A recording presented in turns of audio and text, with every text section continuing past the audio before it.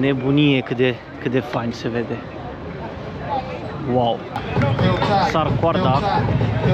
Ia să vedem, e ceva interesant. Oh, mișto! Să urmeze. Aia e Ever Met a Hacker. Let's go! Pare că am ajuns, dar nu înțeleg, cred că nu mergem prima dată la statuie.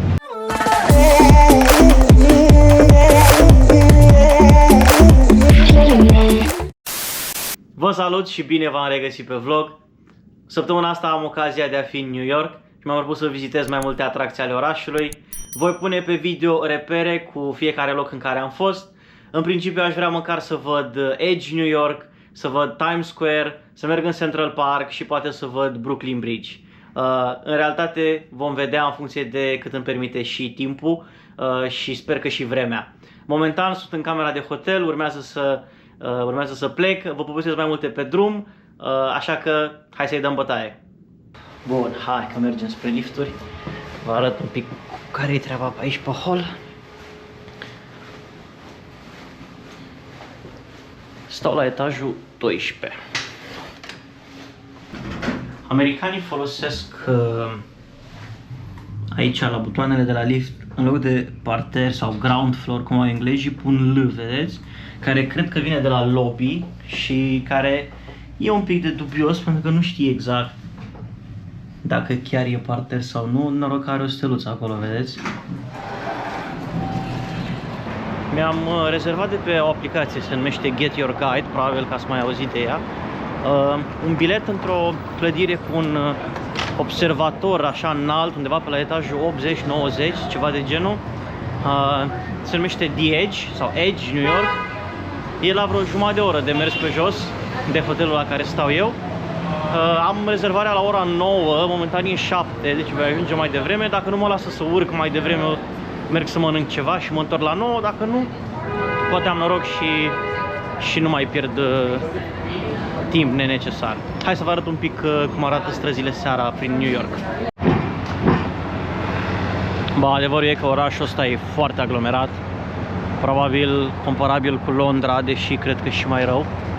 Ia vedeți clădirea asta înaltă de aici cu lumini deasupra. Ghiciți ce e? Da, e Empire State Building. Văd că am verde, ceea ce e mult zis că la american verdele e de fapt omulețul ăsta alb. Roșu e mâna aia roșie. Un pic diferit. Hai să vă mai arăt ceva. Strada asta care practic taie, vă atașez și aici o poză, care practic taie străzile din jur.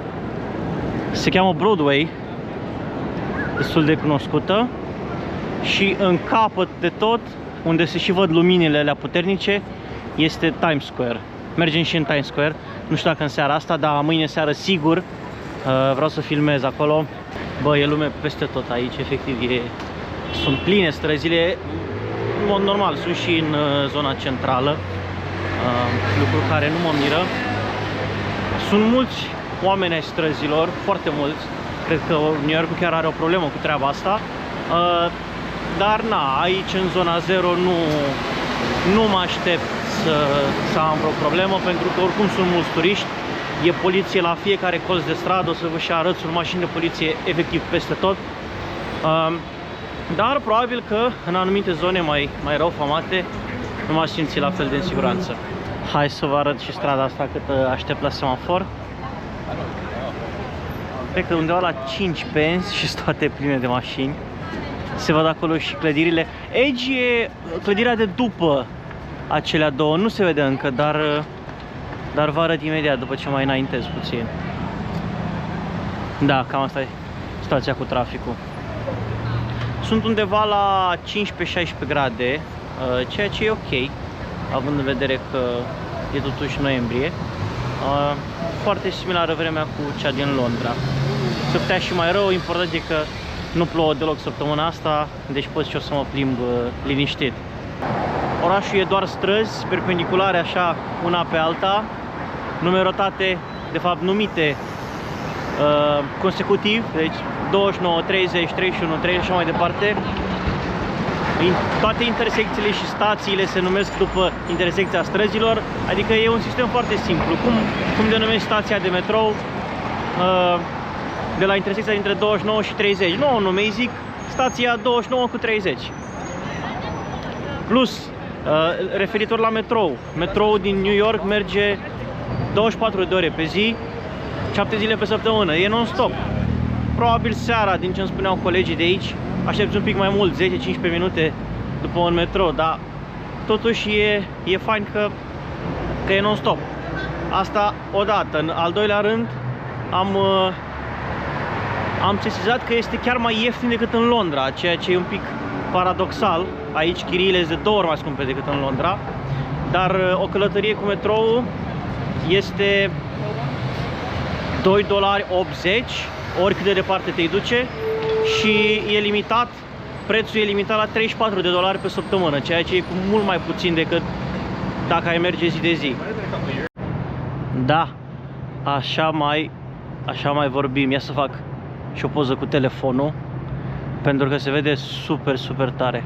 Și cred că acolo unde e marginea aia triunghiulară, nu-mi dau seama cât de bine o să se vadă pe cameră, dar marginea aia triunghiulară e unde cred eu că voi urca. Sau poate acolo în dreapta. Hai că văd eu. Da, m-am nimerit bine, vedeți? E un semn aici. Zice Edge în partea dreaptă. E absolut dita mai mall-ul. Destul de premium, am văzut numai magazine scumpe. Bine, intrăm un pic aici după, facem o probă, hai că facem dacă e. Dar unde e liftul ăla de care spuneau ei că e către Edge? Aha, în față. Ok, mergem în față. Da, bă, momentul adevărului.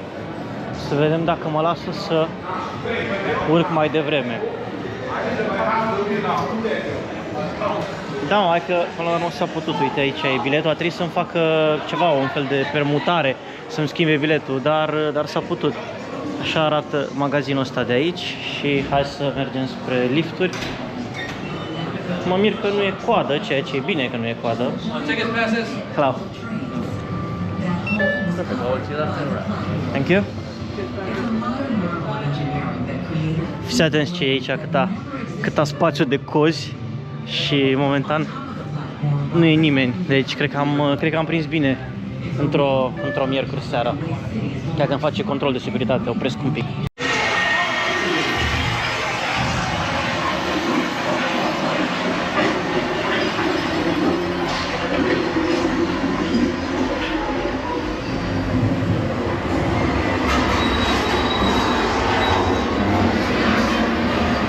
Da, man, e o întreagă experiență aici, ce pot să zic.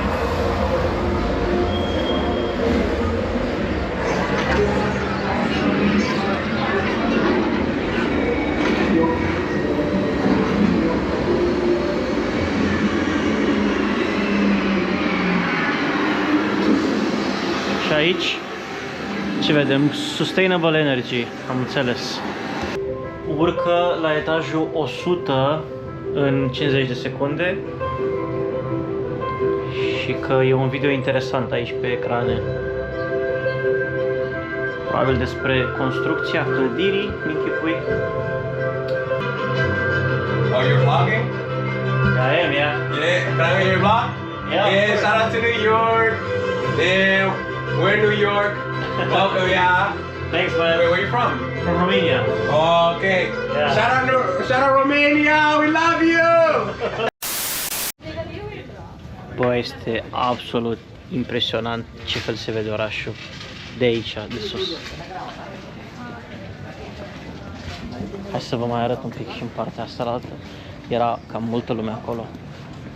Deci, toată zona asta de jur împrejur, văd că are vedere spre oraș. Vedeți? În stânga acolo e râul. Și uite cum se vede. Uite cât de dreaptă e strada aia de filmez eu acum pe dreapta. E efectiv, merge până în capătul Manhattanului. Dar ar trebui să se vadă imediat ce.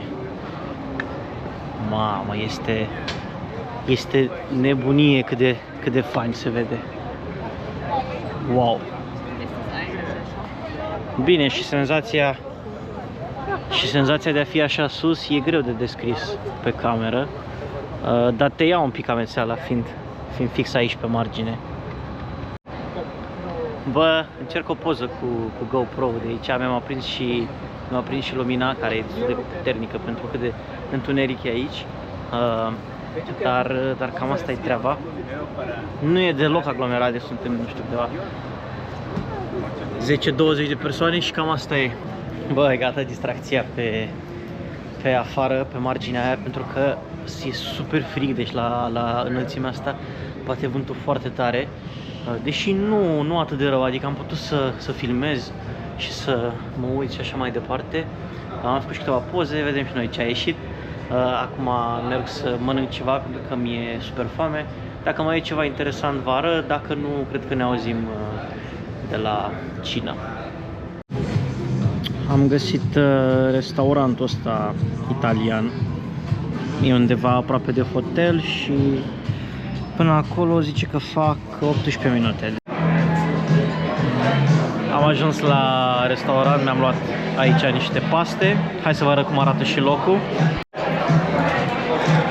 Bă, nu prea se vede că e destul de întuneric aici, dar cam așa arată locul și acolo la intrare. E destul de fancy și e super multă lume, dar mâncarea arată chiar bine. Probabil de-aia e și așa aglomerat. The next day. O nouă zi și seară din nou. E undeva ora 8. Am terminat și eu cu toată treaba pe azi. Am făcut o pauză la hotel și acum mergem afară. Vreau să văd Times Square. O să vă arăt și vouă care e treaba pe acolo. Probabil o să fie super multă lumină, ceea ce nu poate decât să mă ajute la filmat. Am de mers cam vreo 15 minute pe jos până în Times Square.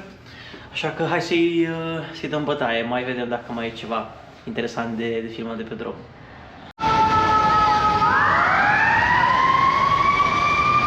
Cea mai moartă sirenă.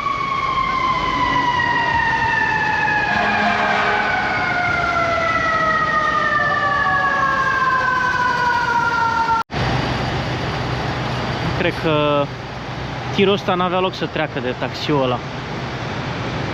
Și asta, dar cum de are voie să meargă în centrul orașului cu dita mai mașina? Ia auzi ce claxoane dă. Cred că pizzeria asta, Joe's Pizza, e destul de faimoasă pentru că e o coadă imensă de persoane care așteaptă să mănânce aici. Deci mi închipui că probabil e pizza newyorkeză, din aia cu multă brânză, cred. Și Joe's Pizza parcă sună cumva cunoscut, posibil să mai fi auzit de Joe's Pizza. Vedeți, deja încep să apară reclamele și ecranele astea mari. Cam de aici începe nebunia. Ia să vedem ce reclame. Lion King. Dai la ceva burgă, trebuie să treacă băiatul ăsta, că nu ne mai înțelegem. Brighter, Cola.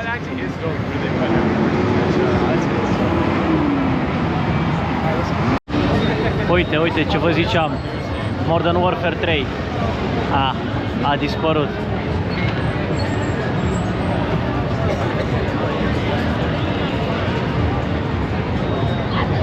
Sunt niște trepte acolo în față, dar pare că ar fi închise. Și cred că eu în trecut am văzut lume care urca pe treptele alea. Hai că e verde. Am văzut lume care era pe treptele alea acolo. Mă întreb oare ce s-a întâmplat, de ce sunt închise. Băi, lume, hai să vă arăt ce am pregătit pentru vlog. Deci sunt aici în Times Square, cum vă arătam și mai devreme. Și vedeți ecranul ăsta mare? Urmează să se întâmple ceva aici. Suntem la numărul 12, numărul 13. Așa că pregătiți-vă de nebunie.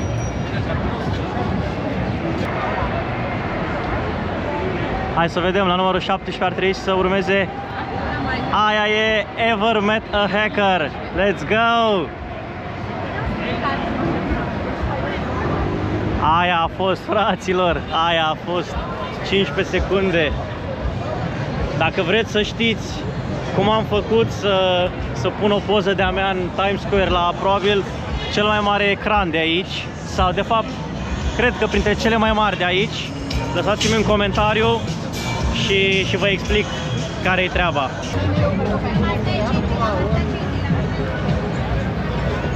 Da, spuneam că ne auzim mâine de la Statuia Libertății, unde am cumpărat un tur pe timp de zi și revin cu vlogul atunci. Ce să zic, pentru voi o să fie 2 secunde, eu între timp merg la hotel și ne auzim mâine. The next day. Sunt într-un parc și o să înțelegeți imediat care-i faza. Am închiriat plimbarea la Statuia Libertății de care vă spuneam ieri. Și statuia e acolo, dar nu o să se vadă pe cameră pentru că e obiectivul mult prea wide. Așa că revin cu niște imagini de pe barcă. E un pic cam vânt și mai frig astăzi decât ieri. Chiar mai frig decât ieri seara, așa cum e undeva ora prânzului. Dar nu cred că va fi o problemă. Sper să nu fie vânt puternic acolo la Statuia Libertății. Probabil că nu.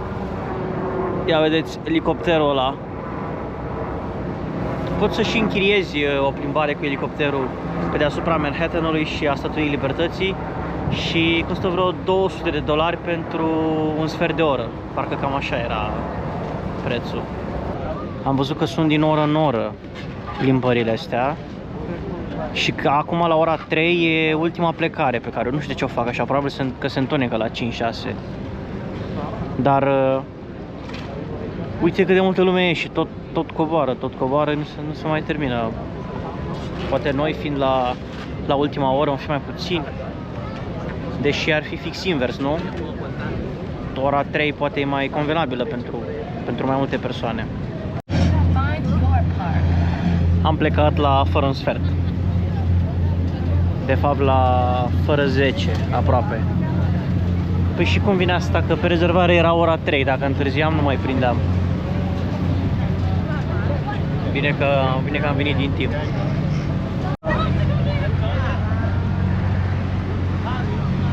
Am venit la margine să vă arăt Manhattan-ul.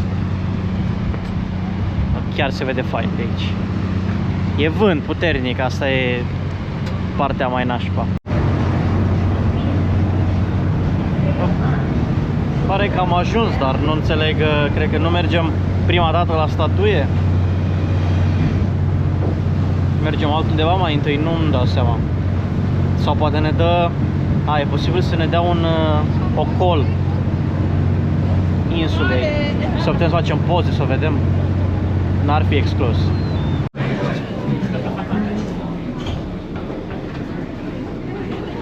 Am înțeles de ce era așa aglomerat la barca de dinainte. Pentru că la fel de multă lume e la coadă acum. Probabil mulți au fost mai pe la 12-1 și acum caută tot să se întoarcă și se aglomerează bărcile. Așa că hai să ne concentrăm pe ce e cu adevărat interesant, și anume Statuia Libertății. Ei de fapt, mergând cu vasele în partea cealaltă a insulei, te obligă să o traversezi pe toată. Altfel, dacă m-ar fi lăsat aici în față, vă dați seama că 50% din persoane nu mai mergeau altundeva și poate nu mai mergea nimeni la muzeul ăla pe lângă care am trecut. Bă, imagine de thumbnail, stai, o să fac. Cred că cam așa. Să arăt că și prin statuia, sincer, eu nu prea mă văd exact pe ecran. Nu știu, ia dacă stau aici pe jos un pic, da, e că așa se vede mai bine. Și facem așa de un thumbnail. Fac și o poză așa, vedem. Am ajuns eu, persoana de la coadă. Tocmai ce a venit vasul. Ce spuneți? Încăpem toți ăștia de aici Încăpem în următorul vas. Cred că suntem cam... Bine, eu acum în timp ce vorbesc mă și bag în față. Ați înțeles care e ideea. Pare că filmez și... Hop, am fentat 20 de poziții. Păi nu? Da, cred că apuc și eu să urc. Deși cam la limită, nici nu știu.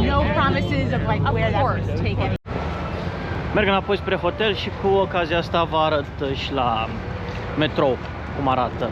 Cum arată stația, cum arată trenurile, e foarte similar cu Londra. Singura diferență, după cum am mai zis, cred că acum vreo 2 zile, pentru voi acum vreo 5 minute, e că merg 24/7. În funcție de cum mă trezesc și cât de obosit voi fi, aș vrea să mă plimb un pic în Central Park. Poate închiriez o bicicletă și dau așa o tură, nu de tot parcul pentru că e imens, dar măcar 1-2 km. Asta e linia care îmi trebuie mie, R sau W, care merge uptown, adică la nord de unde sunt eu acum. Ce la suprafață este metroul. Am coborât 2 rânduri de scări și asta e. Uite, mai e un rând de scări. Bun, acum să vedem cum ajung eu uptown, ce linie trebuie să iau.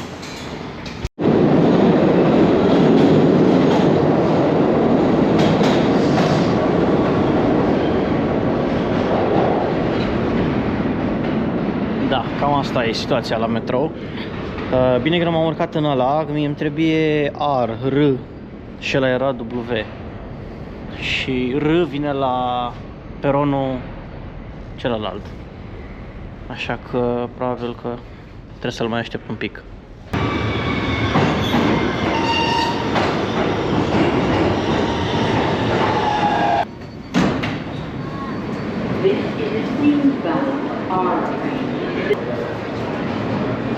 Gata pe seara asta, mai vedem mâine care e treaba. The next day. Bun, hai să vedem, mamă, câtă lume e. Ia. Deci sunt mașini. Uite, tipii ăștia. Uite, nene ăla e veteran din al 2-lea război mondial. Are 102 ani, bă, foarte tare. Foarte tare. Am urcat într-un autobuz, până la urmă am stat cam 7 minute până să ajungă, pentru că e foarte aglomerat tot orașul. Sunt închise multe străzi și e trafic. Într-un final am ajuns și în Central Park. Văd o intrare pe acolo, hai să mergem. Și aș vrea să caut o bicicletă de închiriat, eventual electrică.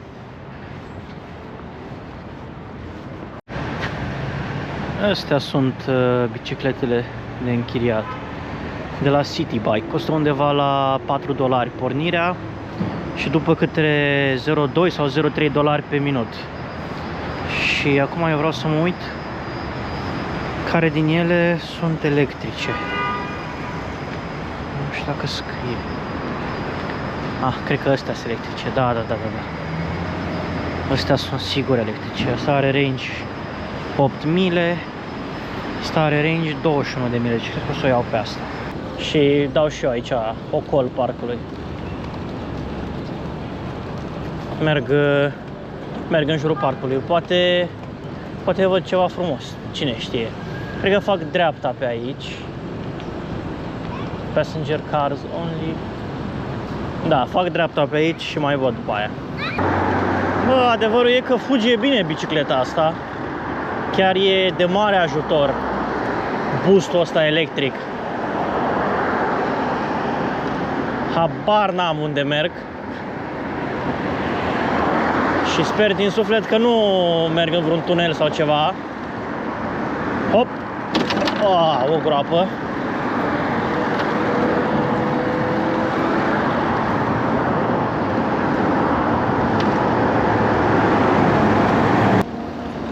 Și am ieșit de acolo, fac și eu dreapta.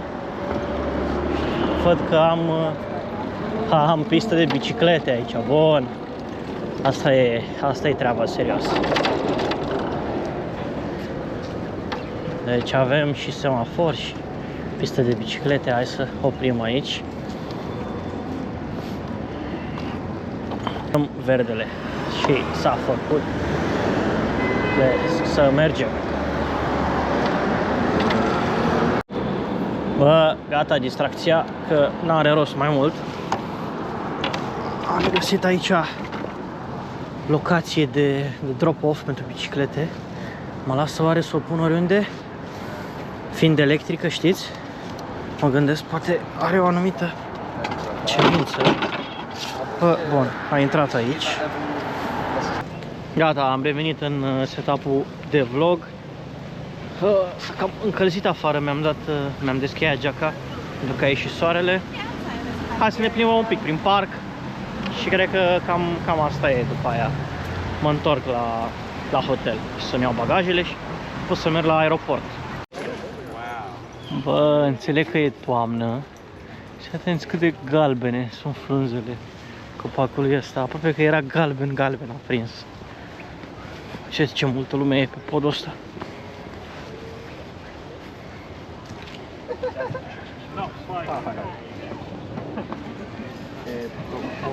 Să nu-i deranjăm, pentru că își fac poze. Doing better work.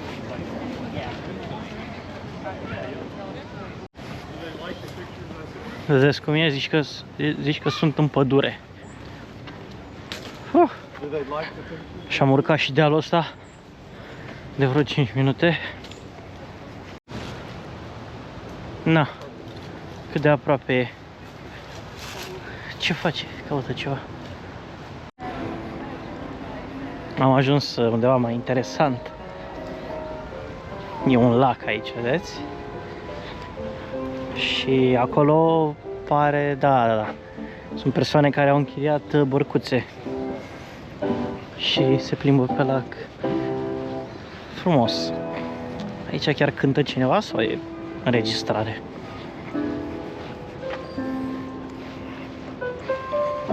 Da, chiar cântă cineva tare. Băi fraților, cu ocazia asta închid și eu vlogul de azi. Vă mulțumesc că v-ați uitat până la final. Nu uitați să dați și voi un like și eventual subscribe canalului. Am pus niște poze mișto pe Instagram, las aici un preview, deci dacă vreți dați-mi un follow și pe Instagram. Vă mulțumesc celor care v-ați uitat până la final. A fost un vlog destul de lung, dar am și acoperit multe. Chiar în câteva zile din New York am văzut destul de multe. A fost și obositor, dar nu știu când și dacă voi mai ajunge încă o dată în oraș, așa că a trebuit să profit din plin.